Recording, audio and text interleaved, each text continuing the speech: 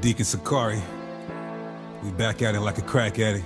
They done let them bruise in the dough in this wicked industry to shine the light on. They done let them bruise in the dough. Oh shit. They done let them bruise in the dough.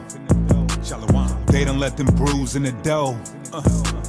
They done let them bruise in the dough. We ain't going nowhere. Hebrews, Hebrews, Hebrews, Hebrews. They done let them bruise in the dough. They done let them bruise in the dough. Look.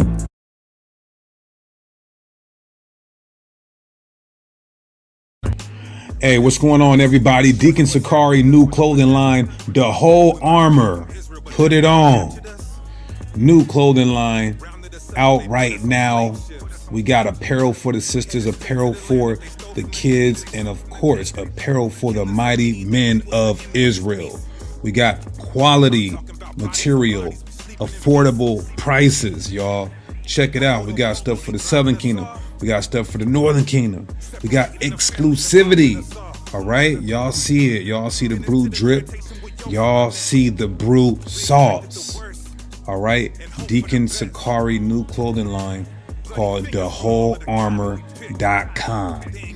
All right, everybody go support Israelite businesses, and I greatly appreciate y'all. Shalom. No Alamolek, but I got perfect vision in the dark. I'm a lexicon, I'm a megalodon, all my verses ripping them apart. Mosaic law, what the church is missing, it's the worst religion from the start. In my soul, where the word is written out, that circumcision of the heart.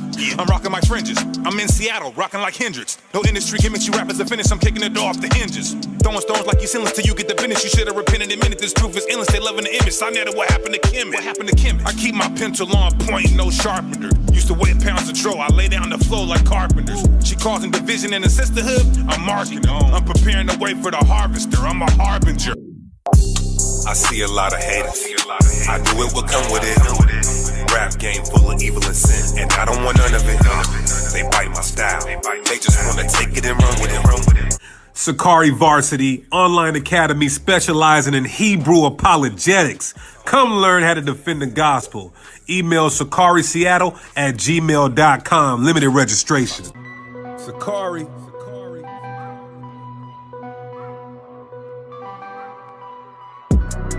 We are the children of the one Yahweh. The chosen. Ye are the chosen of the one Yahweh. And he has given his laws to us. Now everything belongs to us. We above all nations, all nations. What? Above all nations, all nations. Yeah. We are the chosen of the one Yahweh. Above all nations. We finally back on. Children's Bibles with black and brown images. I know a lot of y'all been waiting. A lot of people on back order. We still got some though. Put your order in before it's too late. I'm gonna start having them regularly, Lord willing. Keep the law when you can live. Leave it and you choose death. 6 days working through the week. 7th day I gotta rest. Yeah, I used to keep that tech. Thought it on me like I'm Steph. Yeah, how I shall resurrect. Y'all Sharala to the death. Kid of heathens take the rest. Right hook hit you with a left. Just stop living for the flesh. Man, this life is all a test. Just stop living for the flesh. Keep the law when you can live. Leave it and you choose death. Listen to the story. In my dorm I was asleep. Catholic school scholarship. Been the best that I can be. Woke up to the TV. On the screen it was deep. Read Leviticus chapter 20 and verse 13. Damn, this nigga he can preach. It's in the Bible. Can't believe I would have been and brought that. That was King Yavelli. Go check him out right now on Instagram and YouTube. Right, y'all. Go to czyn.network. czyn.network. We done with Patreon. No more Patreon. czyn.network. You're going to get videos too hot for YouTube or early releases. So go sign up. Promo code Deacon Sakari. Promo code Deacon Sakari. Promo code Deacon Sakari. Not only do you get Deacon Sakari's content, you get Guerrilla Hebrew content, Hassad content, other camps putting their content on this platform. We need our own app, so sign up using promo code Deacon Sakari. czyn.network. It's our own app, our own platform. The white man can no longer subvert or hide or try to censor this truth. So sign up and get this heat. Promo code Deacon Sakari. Promo code Deacon Sakari. Promo code Deacon Sakari. CZY. Praises. Get your commercial played here. Contact SakariSeattle@gmail.com. Introducing Super Thanks. YouTube has now added a feature where you can donate if you missed the live show by just clicking the heart button with the thanks on it. It'll be on every video. It'll highlight your comment to bring more attention to your statement. So if it's on your heart, super thanks. Shalom. Popping mollies and putting powder in your nostrils.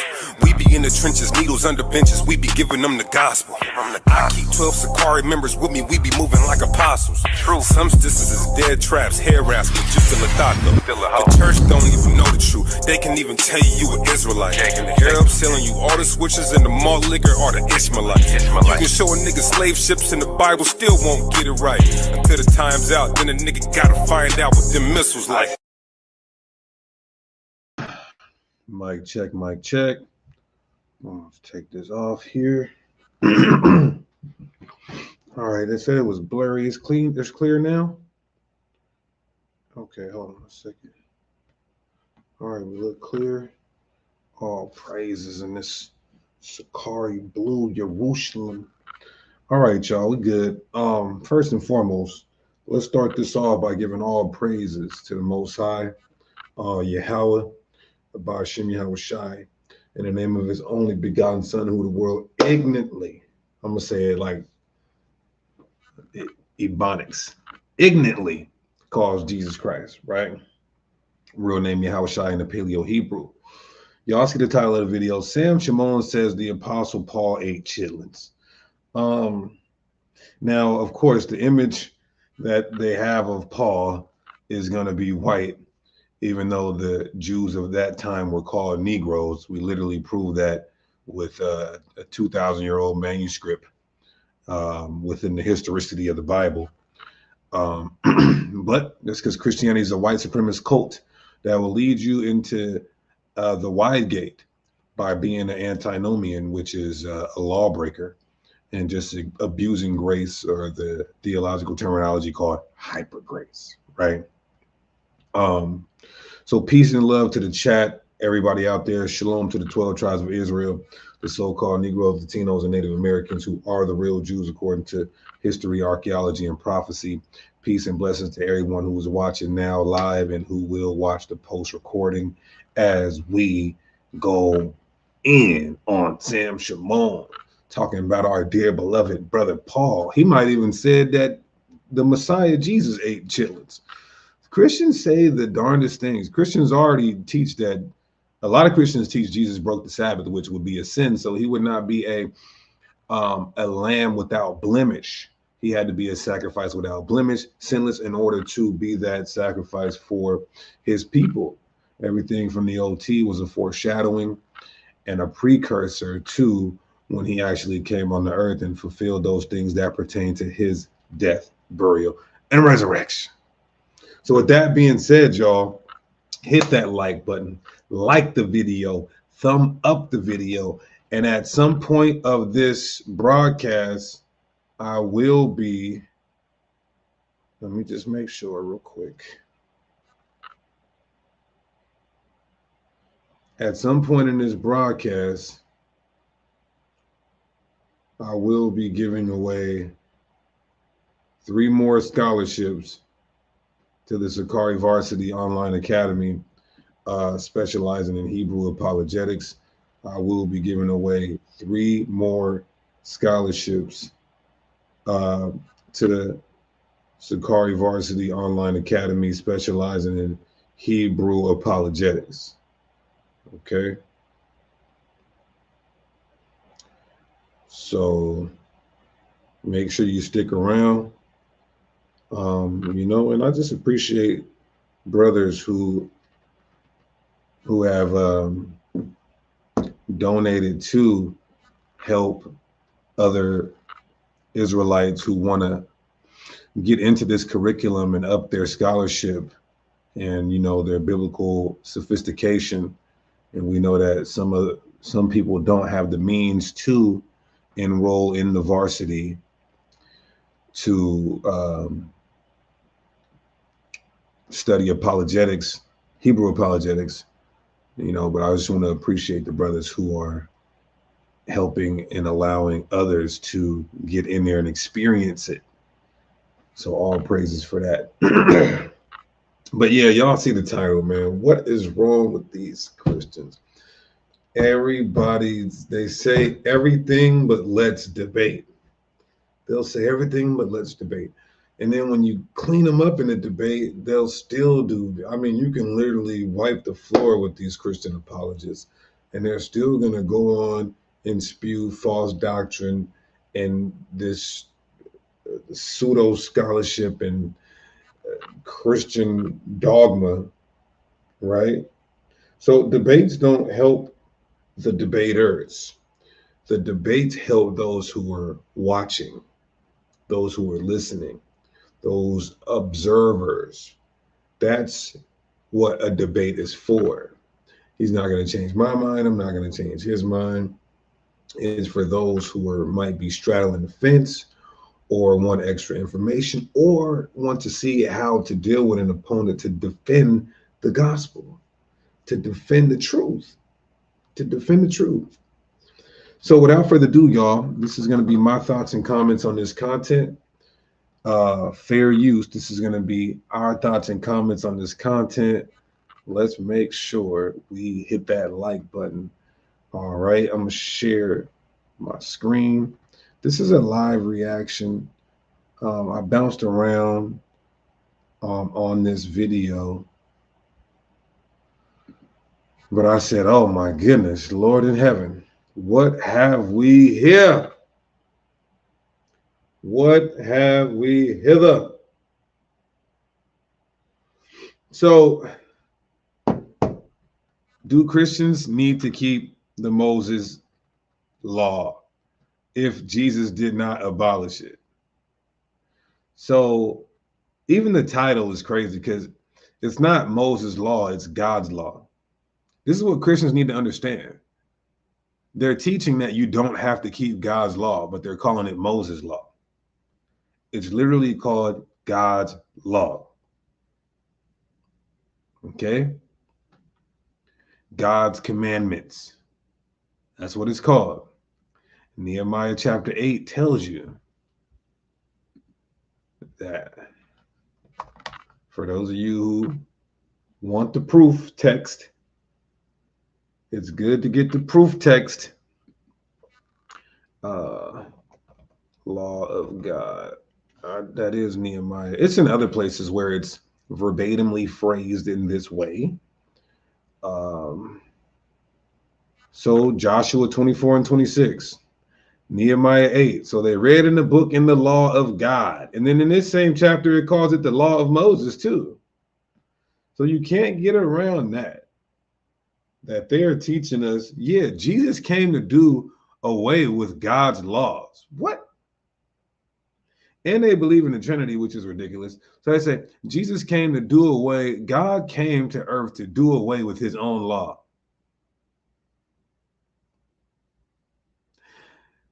Plantation Christianity. All right. So let's play this. Now,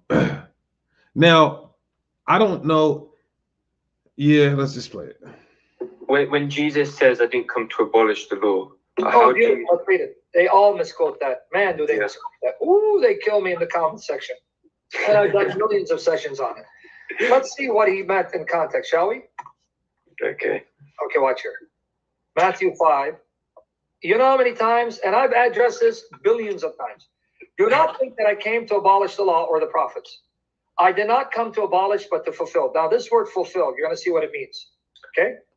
For truly I say to you, until heaven and earth pass away, not the smallest letter or stroke shall pass from the law until all is accomplished. Whoever then annuls one of the least of these commandments, we're going to see which commandments, and teaches others to do the same, shall be called the least in the kingdom of heaven. Whatever does and teaches them, he shall be called great in the kingdom of heaven. Now, they stop here. No, stop. Because Jesus tells you how he fulfills the law and the prophets. For I say to you unless your righteousness surpasses that of the scribes and Pharisees, you will not enter the kingdom of heaven. But then wait, why is he reading that so fast? Unless your righteousness surpasses the scribes and Pharisees. How are they righteous? By keeping the law. Reading. You have heard that the ancients were told, you shall not murder, but I say to you. So what is he talking about? I have come to fulfill the law and the prophets. How? By doing all they said I would do, and by telling you the correct application and interpretation. So it's not what you follow in the law, you follow my application, explication of it. That was diabolical, nasty work. I'm gonna come back to it. That was diabolical, nasty work. Now, I've heard this before, but it's rare because it's most Christian scholars would not do that. In Matthew 5, when it says, if you break these least of the commandments, they're saying that it's not talking about the law. It's talking about these commandments that he's about to give. I've heard people who are very remedial, but pose as all wise and all knowing, take this approach. But contextually, he's talking about the law. So the commandments here will be the same law that he's talking about here. Understand that. Then he just said that fulfillment to do everything that the law and the prophet said he would do. Sir, he has not fulfilled all in the law. There are prophecies in the law that are unfulfilled. There are prophecies in the prophets that are unfulfilled by the Messiah. I'm talking about things that are specifically for him to do in the Torah and in the prophets that he has not done. Therefore, it is not fulfilled. You understand that? All, look what it says, till all be fulfilled. All is not fulfilled.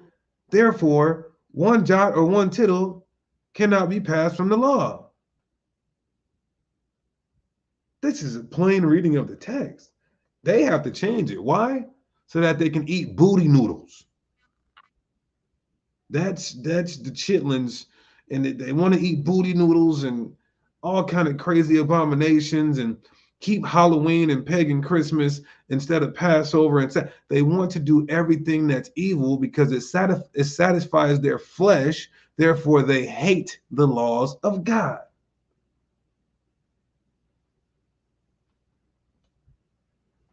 The correct application, interpretation. So it's not what you follow in the law, you follow my application, explication of it. You have heard that it was said, you shall not commit adultery, but I say to you. Now it was said, whoever... You guys hear what he's doing? He's making it seem, he's saying that follow the way I understand the law. I'm giving you the correct understanding of the law. This is so bad because this is horrible. This is absolutely horrible. Sam Shamoun is purporting that passage means follow it the way I interpret it. If he's saying that, then why would he tell us to follow it the way the Pharisees interpret it? This is easy work. If he meant follow it the way he interprets it, why would he tell us to follow it the way the Pharisees interpret it? Matthew 23:2, red letter, saying the scribes and Pharisees sit in Moses' seat. All therefore whatsoever they bid you observe, that observe and do. Meaning they have the correct interpretation. Now, I'm not going to say every single Pharisee, because there were the wicked ones, but there were the righteous ones, as Jesus mentioned some of the righteous Pharisees. So follow their interpretation. Whatsoever they bid you, observe and do it. but don't do after their works, you know, because they teaching correctly, their interpretations correctly, but they're behind closed doors doing something themselves. But their interpretation and their teachings of the law is correct. Else, why would he say this? Right? So, going back here, he's acting like Jesus is giving new laws. Jesus is giving new laws. But doesn't the Bible say Jesus can't do nothing? He only says what his Father says and does what his Father tells him to do. So this is problematic. And nowhere everything Jesus taught right here, you can find it in Torah. Literally. You can find it in Torah. My explication of it. You have heard that it was said, you shall not commit adultery, but I say to you. You guys see that? He's trying to make it seem like Jesus is coming with a new law. Don't commit adultery, but I say unto you, everyone who looks and lusts after the woman has already committed adultery within his heart. Where's that found at in the law, everybody? Duh, the 10 Commandments. Don't covet your neighbor's wife. Why are you lying like Jesus came to give new laws? It can all be found in Torah. He's refreshing the Israelites of his time that may have strayed away from the law. He's radicalizing. And this is the funny part about Christians. They say Jesus came to do away with the law, and he's actually stiffening and laying more stress on the law, radicalizing it. Said, whoever sends his wife away, let him give her a certificate of divorce. But I say to you, why do they stop there and not read what he means? That's another one.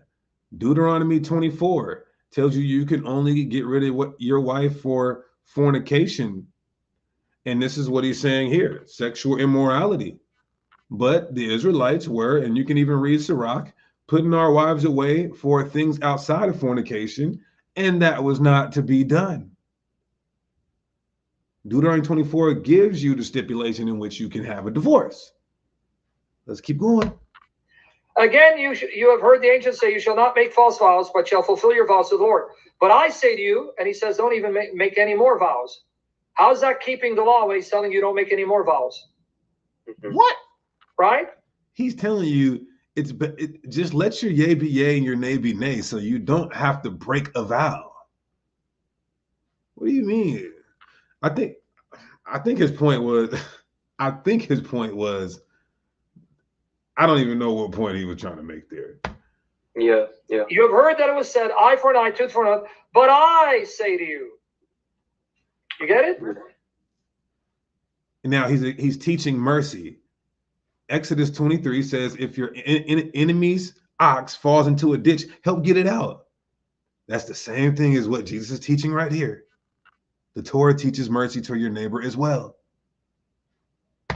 Yeah. Does he stop there? Does he stop? No. But then he goes in Matthew 6. Look at the commandments. Matthew 6. Watch here. Now, and if he's saying we're to follow Jesus' commandments, is this a commandment in Matthew 23?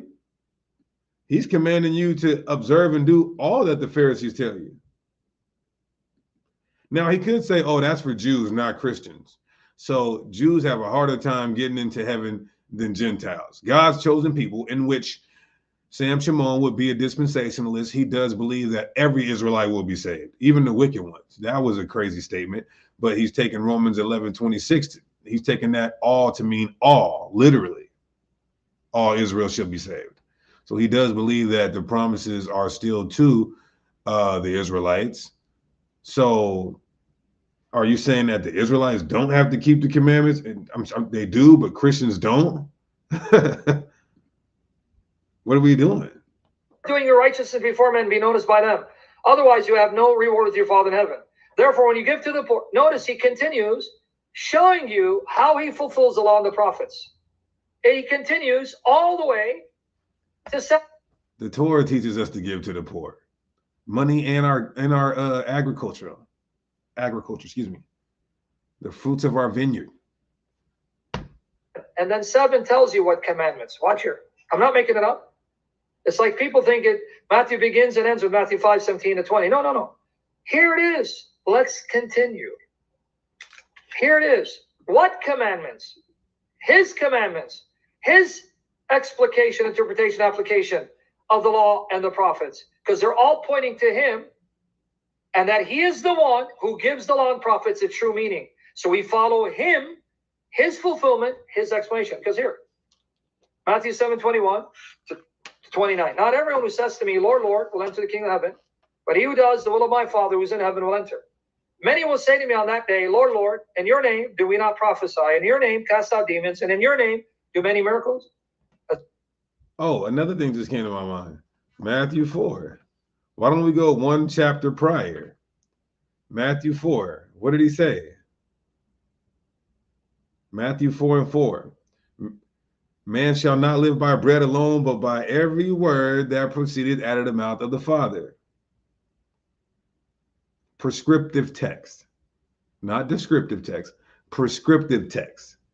Jesus is telling you, if he's making this statement, it's a commandment. You believe he's God, right? God is telling you that you got to live by every word that proceeded out of the mouth of God. You're saying we don't. I'll declare to them, I never knew you. Depart from me, you who practice lawlessness. Here it is again. Oh. Not keeping the law. What?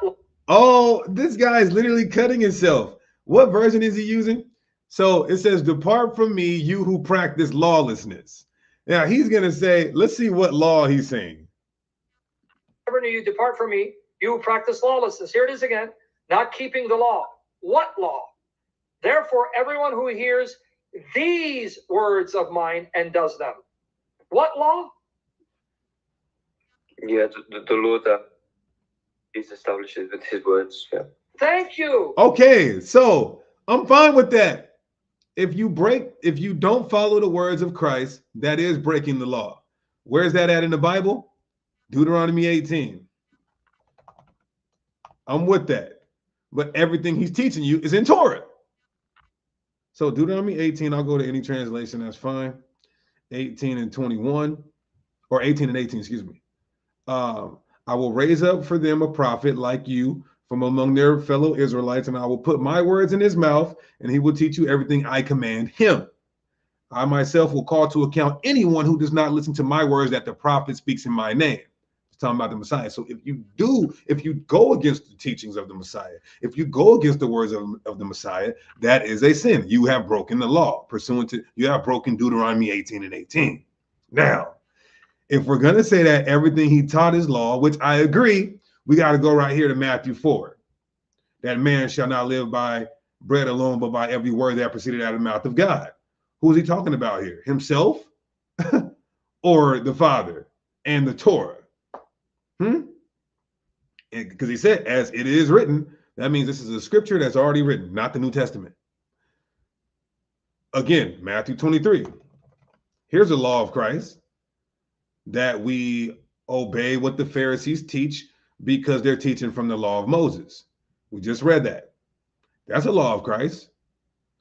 How about this law of Christ? Matthew 19. Matthew 19. This law of Christ? How do you get eternal life? By keeping the commandments. He told you right here, 19 and 17. Then he says, which ones? He starts listing the laws of Moses. He doesn't list all of them. He doesn't even list homosexuality here. So we know that he doesn't want us to just keep these 6. And he mentioned one that's not even in the 10 Commandments. So, sir, if we're going by every word of Christ's law, which I agree, Christ's words are telling you to keep the Torah, to get salvation, to get eternal life, to obey the Pharisees who sit in Moses' seat, to live by every word prescriptively that comes out of the mouth of the Father. Let's keep going. And that's why they were shocked, because look, now it happened that when Jesus had finished these words, the crowds were astonished at his teaching, for he's teaching them as one having authority, not as their scribes. And how does he end before he goes to heaven? Look what he says. Matthew 28, 18 and 20. Oh, yeah, and I'm going to show you the word fulfill, by the way. And Jesus came up and spoke to them, saying, all authority has been given to me in heaven and earth. Go therefore and make disciples of all nations, baptizing them in the name of the Father and the Son and the Spirit, teaching them to obey all that I commanded you. Not Moses, what I've been telling you throughout this entire earthly ministry, and what the Spirit's then going to make known to you. And behold, I'm with you always, even to the end. This is so weak. He commanded them to keep the Mosaic law. So why did they stop in Matthew 5, 17 to 20? Mm-hmm. But now let me show you the word fulfill, what it means. You ready? Because he said here, do not think I've come to destroy the law and the prophets. I did not come to destroy, abolish, but to fulfill, right? Yeah. Fulfill. Now watch this very word fulfill. Watch. Matthew tells you, you don't need to guess. Matthew 1. Watch here. Matthew 1, 22 to 23. Now all this took place in order that what was spoken by the Lord through the prophet would be fulfilled, saying, behold, the virgin shall be with child, and shall bear a son, and they shall call his name Emmanuel, which translated means God with us. He's talking not just the commands, but the predictions about him. They will not be abolished until they're fulfilled in me. Like when the prophet Isaiah said a virgin will conceive, I came to fulfill that. How about this? Another one, Matthew 2, 13 and 15. Now when they had departed, behold, an angel of the Lord appeared to Joseph in a dream, saying, get up, take the child. Like I said, this is weak sauce. I'm going to explain. He's really telling this guy that Jesus fulfilled every prophecy about him. What about his second coming? He fulfilled that. What about him destroying the nations? He fulfilled that. Weak sauce. And his mother, and flee to Egypt, and remain there until I tell you, for Herod is going to search for the child to destroy him. So Joseph got up and took the child and his mother while it was still night, and departed for Egypt, and he remained there until the death of Herod, in order that what had been spoken by the Lord through the prophet would be fulfilled, saying, out of Egypt I called my son. So going to Egypt, coming out of Egypt, fulfilled the prophet Hosea. So what do you mean by fulfill? Everything said about me that I would do will be fulfilled in me, and none of the law and the prophets will be abolished until they're fulfilled in me. Here's another one. Matthew 2:23. And came and lived in a city called Nazareth, so that what was spoken through the prophets would be fulfilled. He shall be called a Nazarene. So where do we get fulfill means? I came to obey every jot and tittle and do everything it says the way it says it. That's not the meaning. So law of Moses was fulfilled, done with, and then Jesus reestablished it. He only enforced, to be more precise, he only enforced those commands of the law of Moses that he wanted his followers to. See that? See? This is not fair. The Israelites say one wrong thing and it goes viral. It gets 1 million views, just like with Nehemiah the other day with that famous TikToker or whatever. We say one thing wrong or even a slip of the tongue, and there's 1 million views and we're getting ostracized. These guys when they do it, they're not held to that same standard. They are saying the law's done away with. Then they'll say, well, I guess the law is not done away with. Just certain parts of the law of Moses that Jesus wanted his followers to keep is still applicable. Man, how's that fair? Either the law is done away with or it's not. And then they say we pick and choose. That's picking and choosing.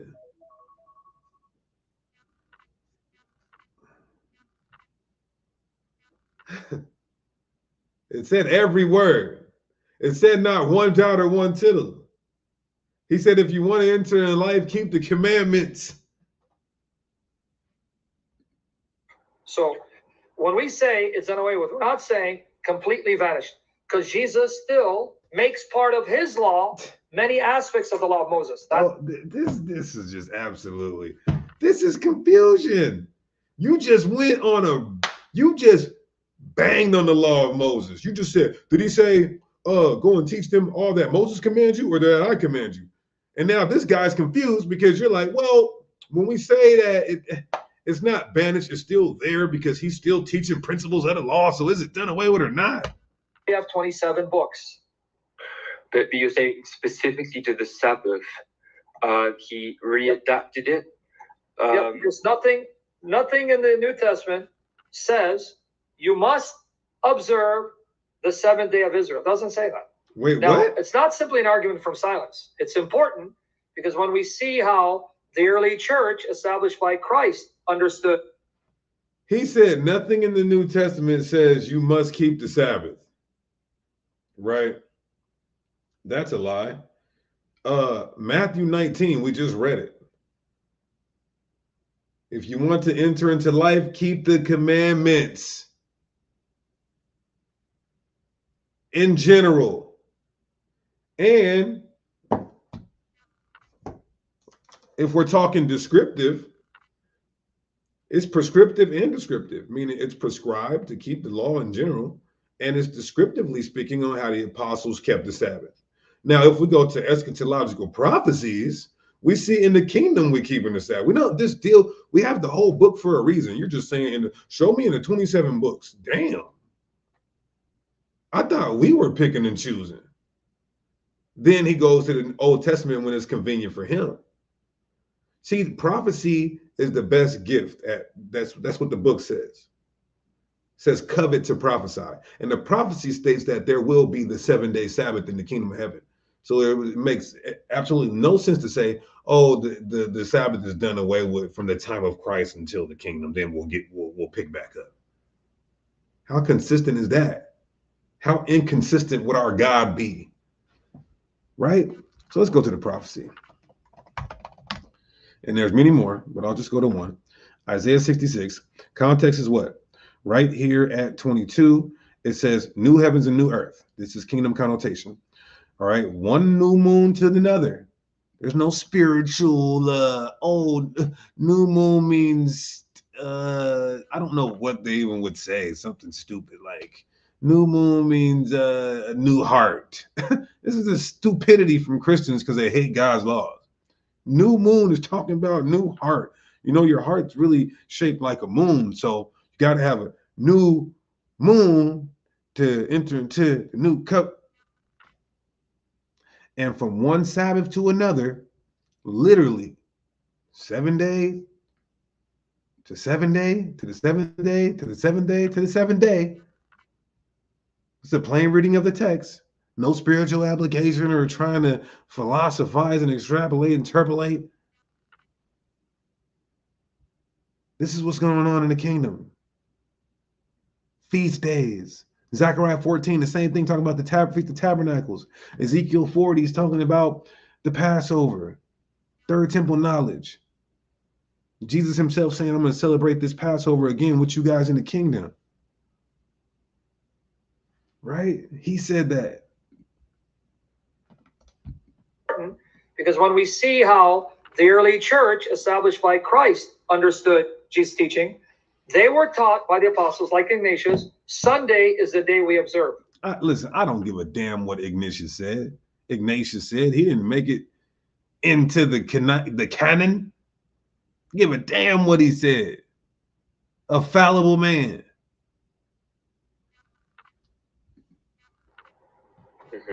Let me give you an example of what I mean by aspects of Moses still being made part of Jesus' law. Here, Ephesians 6:1-3. Children, obey your parents in the Lord, for this is right. Honor your father and mother, which is the first commandment with a promise. See, that's part of the 10 Commandments. Yeah. So that may be well with you and that you may live long in the land. So here, I'm told, as part of Jesus' law, I keep that law of Moses. How convenient. How freaking convenient. So if the New Testament doesn't say it verbatim and explicitly, even though it says it generally, keep the law, keep the commandments, you're saying we don't have to keep it. So if I go through the whole New Testament and say, okay, so I don't even want to make any verbatim claims like that. There's a lot of things that weren't mentioned verbatim when it comes to sexual immorality. There's a lot of things that weren't mentioned verbatim when it comes to that. just don't have to keep those, huh? It's a game. That's why you have 27 books of the New Testament. By the way, you want proof that Paul did not keep the law of Moses? Oh, here we go. Here it is. You ready? Here we go. He's going to give us proof that Paul did not keep the law of Moses. Let's just play that again. I want to get him. He's going to eat his words. By the way, you want proof that Paul did not keep the law of Moses? I have 27 books of the New Testament.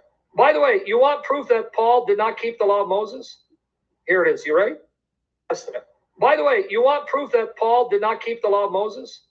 Here it is. You ready? One more. By the way, you want proof that Paul did not keep the law of Moses? Here it is. You ready? Okay.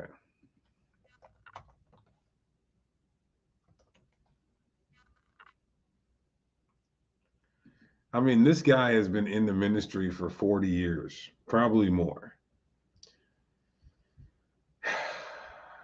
Look at this right here.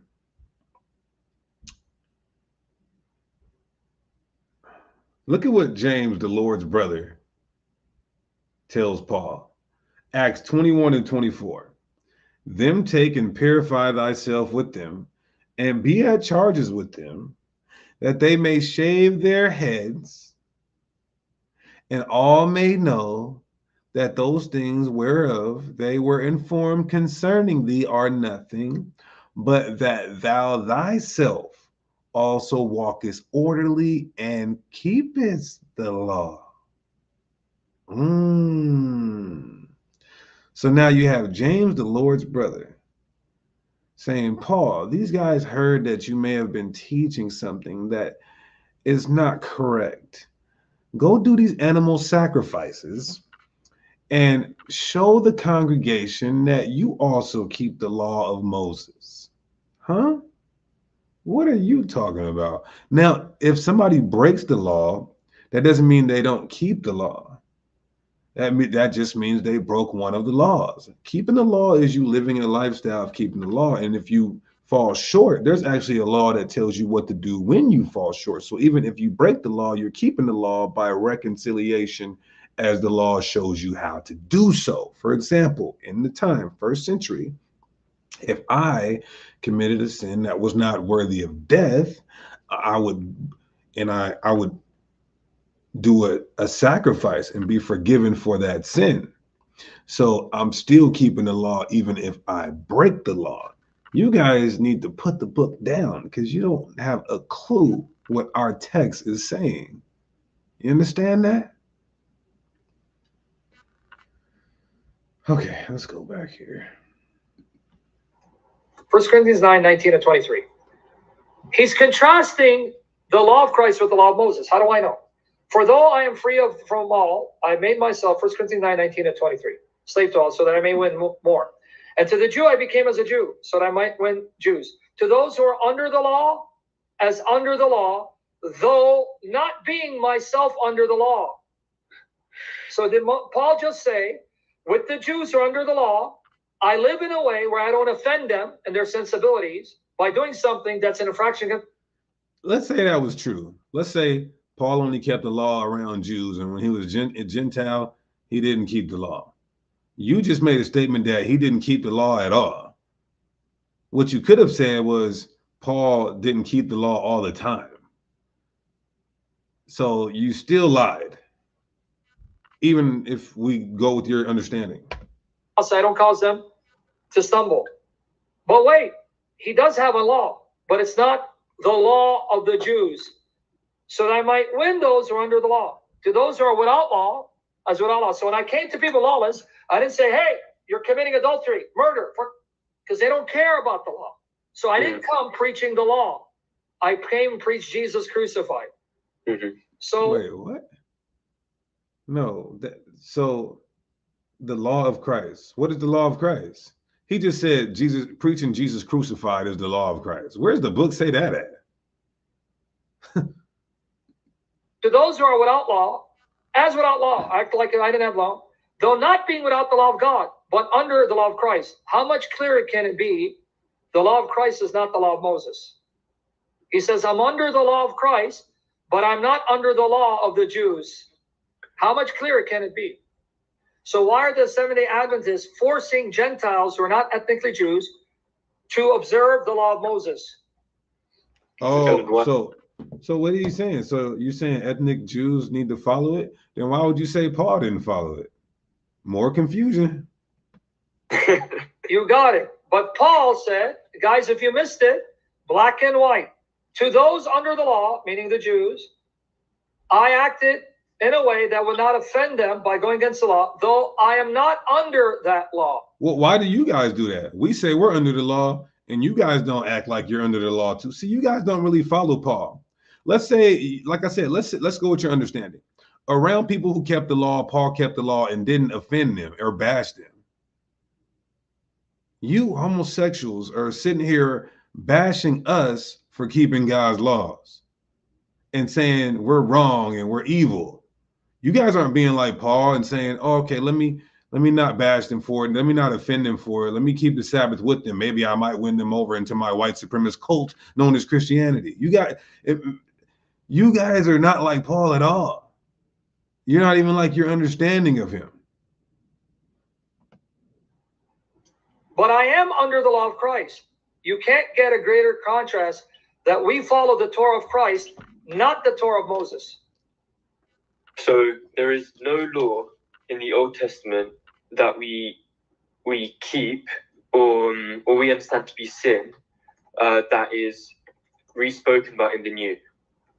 Whatever of the Old Testament is binding us will be affirmed either directly or indirectly. Like more confusion. So he said directly or incorrectly. We only have to keep from Moses what the New Testament says directly or indirectly. So when the New Testament says the laws of God, the law or commandments, that's indirectly. More confusion. Jesus talks about sexual ethics.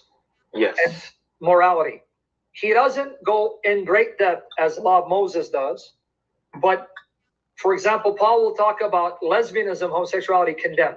That's in Leviticus 18, Leviticus 20. But other relations like bestiality and so on, that is not restated, but it's assumed.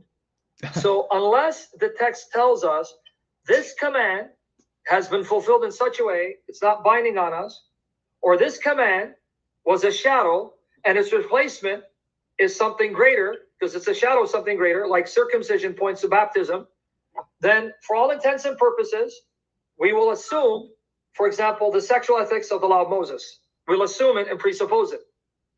But that's my whole point, in that if we're saying... You can tell this guy, Raphael, is confused. He's confused. Keep the Sabbath of Israel. Mm-hmm. Well, we would find some indication of it in the New Testament, and it's not simply arguing from silence, because when the New Testament binds the Christians to those aspects of the law, they come out like Acts 15. When the Jews were telling them, you need to get circumcised, keep the law of Moses, they go, no, you don't need to get circumcised, and here's what you're going to keep. You're going to keep these aspects of it. No fornication, may God have mercy on us, forgive us, and that we practice what we preach, sexual morality. No sacrifices of idols, no animals with blood in them, or strangled. Right? So those are those aspects that even the Gentiles keep. Well, what about Sabbath? They'll say, well, there were Gentiles who kept the Sabbath.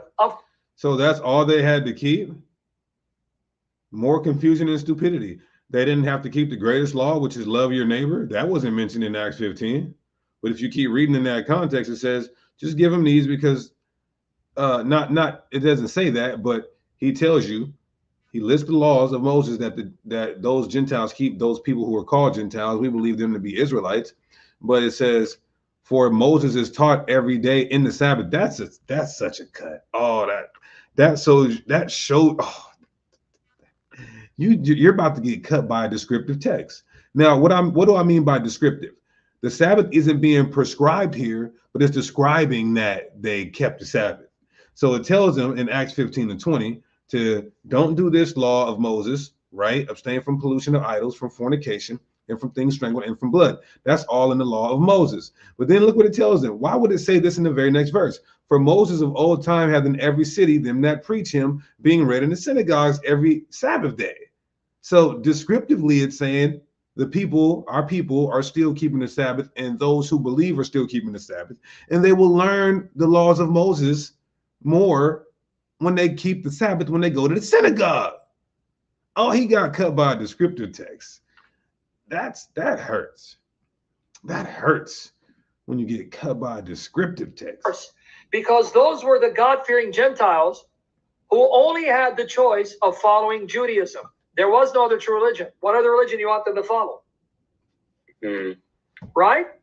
At that time, you had only two choices: the religion of the Jews or paganism. So when the Jews convert the Gentiles, what law do you think they're going to keep? The law of Moses. But then Paul comes, Peter comes, John comes, say, hey, the law of Moses is pointing to Christ. No, they didn't. You can't say Peter said that. When did Peter say that? When did John say that? When did James say that? James says it's your law, it's your job to obey the law. James 4:11. What? Bound to keep the law of Christ if you really want to be saved. Because the law is pointing at him. If you insist on following Moses, rejecting Christ, God will reject you. The law can do nothing for you. Right? Yeah. But I want to show you more proof that Jesus is the true Torah. You ready? Yeah. You're going to catch it here. Watch here. Jesus is the Torah. Because look what Paul's going to do. Okay? Deuteronomy 30:10-14. Watch here.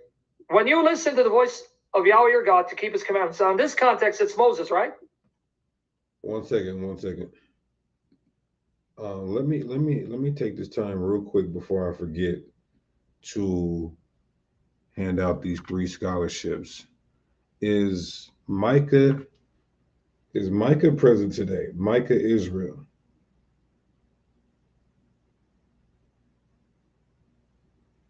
Is Micah Israel in the chat today?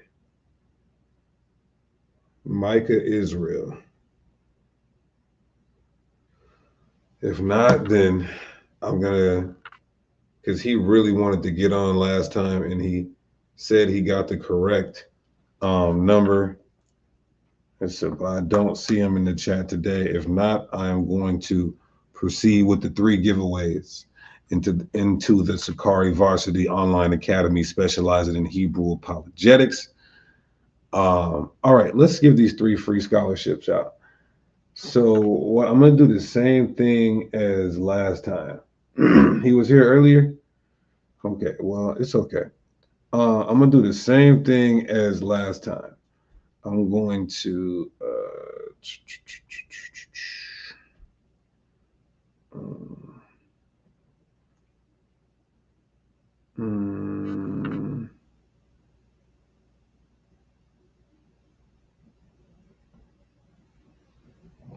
okay.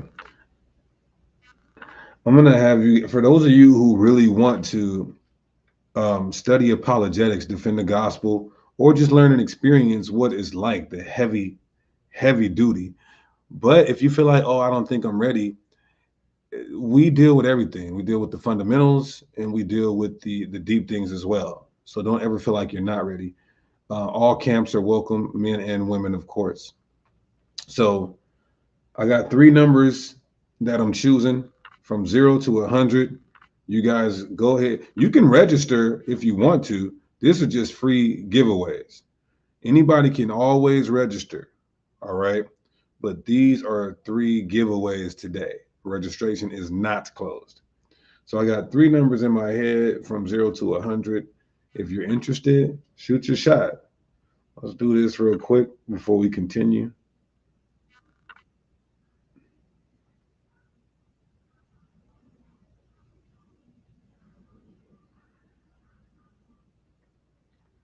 This is like bingo.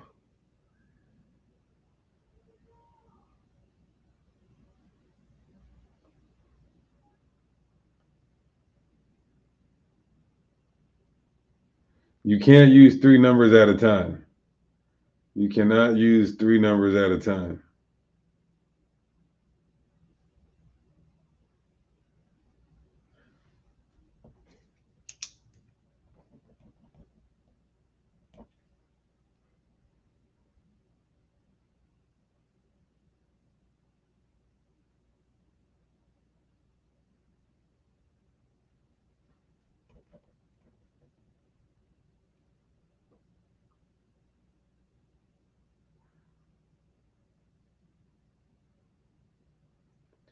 Out of one, Yasharala, you got it. It was 95. Eternal 252. It was 3. So if you pick 3 and 95, I think it was the brother Eternal and out of one. But there's one more number that I have.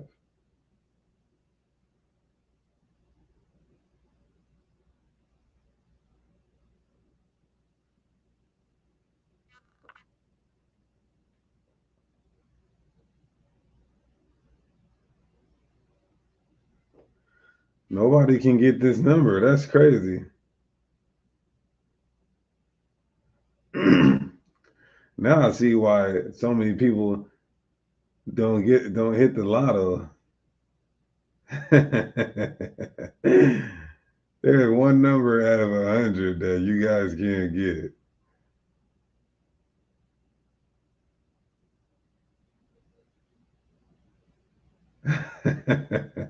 I'm gonna have to change the number.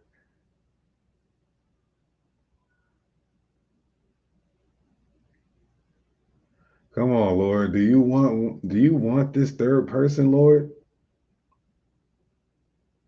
Maybe the Lord don't want this third person.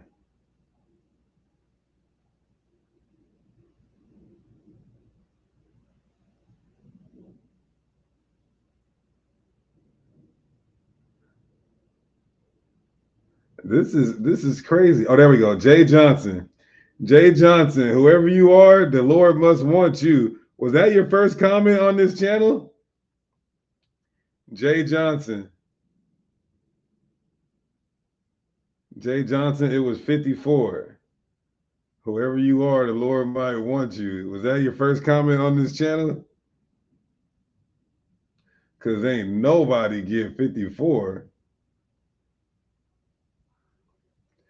Okay, so Jay Johnson, Adawan Yasharala, and Eternal 252.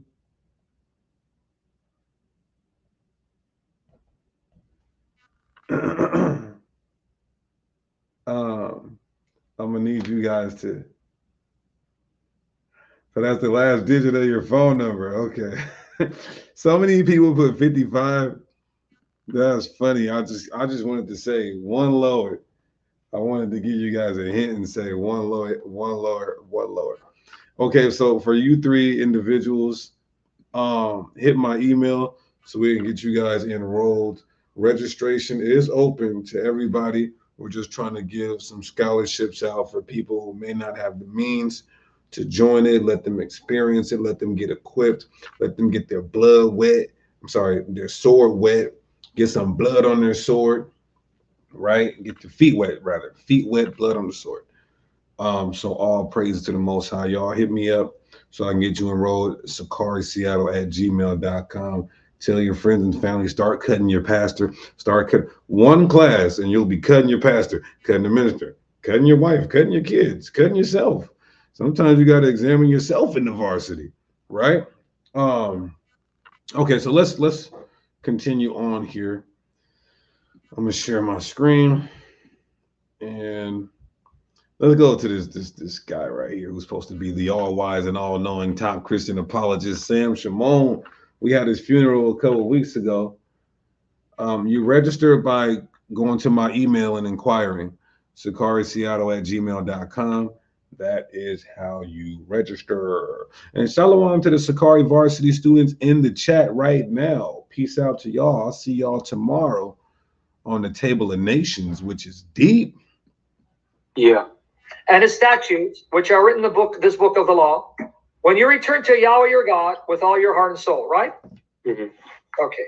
So this is, he's talking about following the commandments, statutes of Moses, right? In the law, book of the law. Now watch. For this commandment, which I'm commanding you today, is not too difficult for you, nor is it far from you. It's not hard to do, and it's not far away that you don't have access to it. What? Whoa. Then why do you guys say the law is hard? We can't keep all 600 laws. Why do you guys always say that? Yeah, send an email to register. SakariSeattle@gmail.com. I'll get with you. I had it on the screen just a second ago. Go back and screenshot it, or moderators put my email in the chat.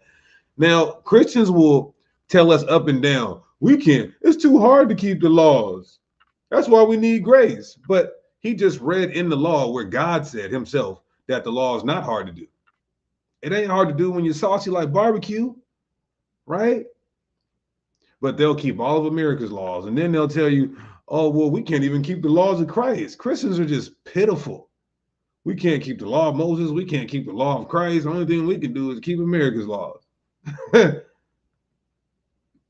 is not in heaven. They should say, who will go up to heaven for us and get it for us and make us hear it, that we may do it. You don't need to go to heaven to get it, right? Nor is it beyond the sea that you should say, who will cross the sea for us and get it for us and make us hear it, that we may do it. You don't have to travel to find it. Why? But the word is very near you, in your mouth, in your heart, that you may do it. So he's saying here, right? The water to Santiago for the super chat donation. Greatly appreciate you, my brother. Verses 12 to 14. You don't need to go to heaven to find the law. It's come down to you, right? Mhm. Nor do you need to cross the sea to find it. It's brought to you. It's in your mouth, right? Yeah. That's what he says, right? Now watch, guys, what Paul does with this. Paul's not going to quote this. Pay attention. You guys got to listen to this. Paul is going to quote this, but apply it to who? Romans 10, 6 to 13. But the righteousness of faith, the righteousness that comes by your faithfulness, speaks in this way. Do not say in your heart, who will go up to heaven. Didn't we just read this? Oh my God. This, oh my God. Oh my God. This dude, this is not a quotation. This is not a quotation of Deuteronomy 30. This is something completely different. He's just asking who's going to go up to heaven to bring Christ down or go to the abyss to bring Christ up. This has nothing to do with Deuteronomy 30. Boy, these guys get paid for this too. In your heart, who will go up to heaven. Didn't we just read that? It is not in heaven that you should say who will go up. Allusions are not parallels. Allusions are not quotations. Heaven for us. Mhm. So what is Paul quoting? What Deuteronomy? Which is about the law of Moses, right? Yeah. He's not quoting Deuteronomy. And Tawada Yaqua for the super chat donation. Greatly appreciate you. Your continual support, my dear beloved. But look what he does with it. Do not say in your heart who will go up to heaven. That is to bring Christ down. He just told you Christ is your Torah, Mhm. not the law of Moses. He just... Christ is your Torah, not the law of Moses, but Christ taught the law of Moses. More confusing. The verse is about the law of Moses and applied it to Jesus, saying, Jesus is our true Torah, and he came down so that we don't have to find him and access him. He's already here. Hold on. Let's go here real quick. This is crazy.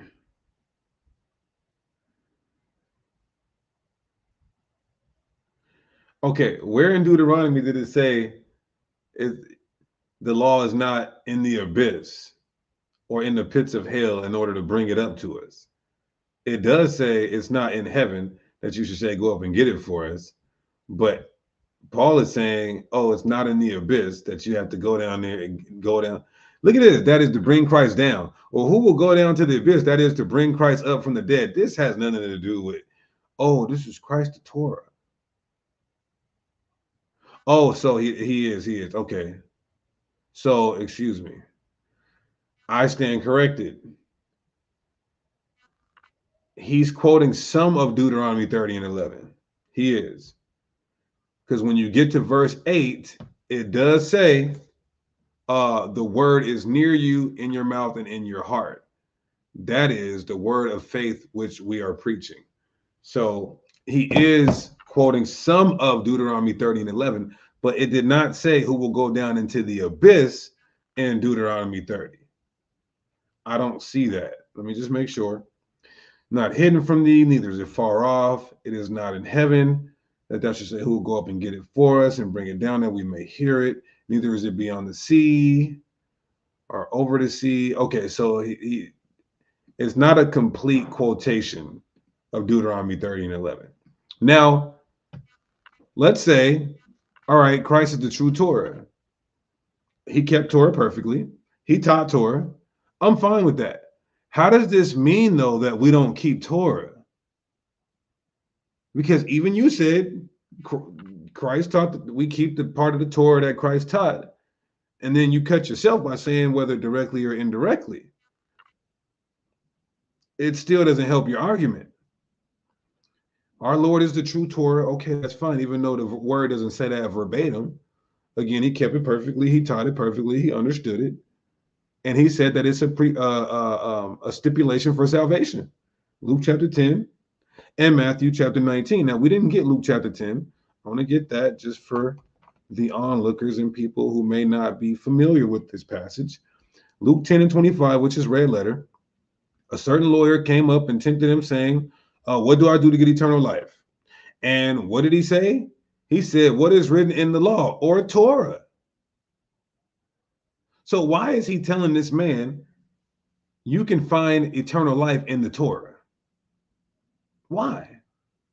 Then he's like, all right, he sums up all the laws. Love the Lord God with all your heart and love your neighbor. Well, what is the love of God? You mentioned it, and you mentioned that, oh, we got to stick with the New Testament. We got to stick with the New Testament. Well, what does the New Testament say that the definition of love is? In 1 John 5 and 3, it states, for this is the love of God, that we keep his commandments, and his commandments are not grievous. That's how you show yourself you love him. You can't just say you love God and disobey him. The Bible says, let us not love in word, but in deed. But Christians just said, oh, we love the Lord, but then they just do all manner of wickedness. That's why Jesus said, oh, they honor me with their lips, but their hearts are far from me. That's Christianity. Let's continue. Or who will go down into the abyss? That is to bring Christ up from the dead. But what does it say? The word is near you, in your mouth and in your heart. Wait, that's what's this passage here. But the word is very near you, in your mouth, in your heart, that you may do it. And he's talking about the law of Moses. Paul says, no, it's actually about Jesus. What word is near you in your mouth? That is the word of faith which you are preaching. That if you confess with your mouth Jesus is Lord, here's your Torah, buddy, and believe in your heart that God raised him from dead, you'll be saved. Here it is, your Torah, Jesus. You see why the Orthodox Jews hate Paul so much? To be honest with you, that is...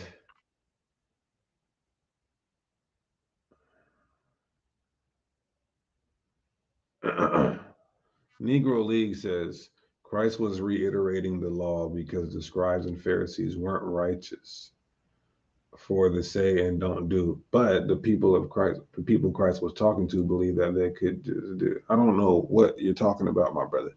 But to be honest with you, that's a horrible understanding of the scripture. That's just, to be completely honest, the way he's breaking it down, it's a horrible understanding. So you mean to tell me when we read Deuteronomy 30, is that changed now, or is that what God meant? This is the problem with new covenant theology, and you have to look at it through a covenantal lens. What did God mean when he said what he said in Deuteronomy 30? Was he saying that, oh, this just means in Deuteronomy 30, all this means is believe that Jesus existed and you're going to be saved. And he rose from the dead and you're going to be saved. That's it? Man, Hitler did that. Mussolini did that. Timothy McVeigh believed that. Jeffrey Dahmer. Every killer and drug dealer I know, every gang member I know believes that. That's all they got to do is just believe in their hearts that God raised him from the dead and they're saved. It can't just be that. Let's continue. Because he's telling them, Jesus is our Torah. Jesus is the true law, the abiding law, the true Torah. And Moses' Torah is a shadow pointing to Christ. Now that the true Torah has come, why are you now pointing me to the shadow? Oh, Right. Because the true Torah points you to the shadow. Ask Jesus why he told us we get eternal life by keeping the shadow. See, I have a Christological doctrine, not an apostolic doctrine. A Christological doctrine. That's my foundation. Christ's foundation was Torah. My foundation is Christ. That's my foundation. So when it's spoken about how the law will be in our minds, right? Does that mean that we now have a natural inclination towards keeping the law, or not a natural inclination? We have an inclination made alive, rejuvenated, energized by the Spirit. What? So that's what being born again means. So we need to be instructed through Scripture in order to know what this law is. More specifically, we need to be taught the accurate application New Testament in order to know what that law is and which parts of the law Moses is binding on us. See my point? Yeah. So we need to pick and choose. We need to see what the New Testament authors, how they picked and chose from the Torah, and we keep those. That's what he's saying. Can I show you that God already prepared people for a new law given by Messiah? Yeah, go ahead. Right here. Here it is, guys, in Isaiah. Here it is. Isaiah 42, verse 1 to 4. Behold, my servant, whom I uphold, my chosen one, in whom my soul is well pleased. I have put my spirit upon him. My servant, I put my spirit on him. Now notice who this is going to be. He will bring forth justice to the nations. He will not cry out or raise his voice, nor make his voice heard in the street. A crushed reed he will not break, and a faintly burning wick he will not extinguish. He will bring forth justice and truth. Now watch. He will not be faint or crushed until he has established justice in the earth, and the coastlands will wait expectantly for his law. Micah Israel, I see you're here.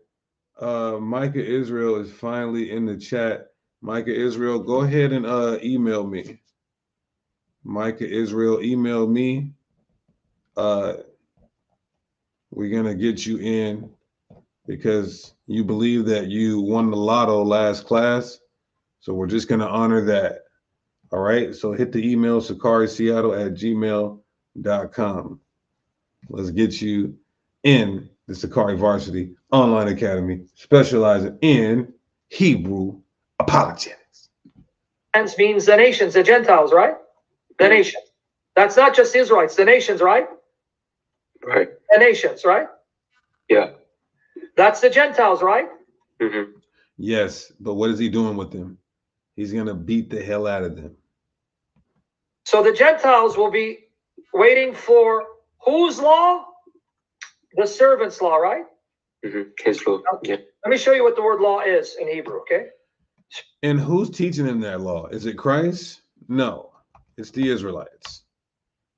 The Israelites will be teaching the Gentiles the laws in the kingdom after they go into their captivity.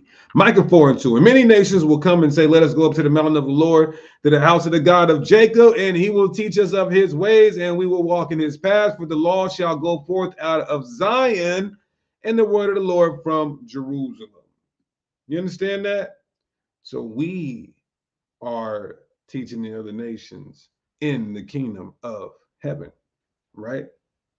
You understand that? So I've seen a couple of people in here who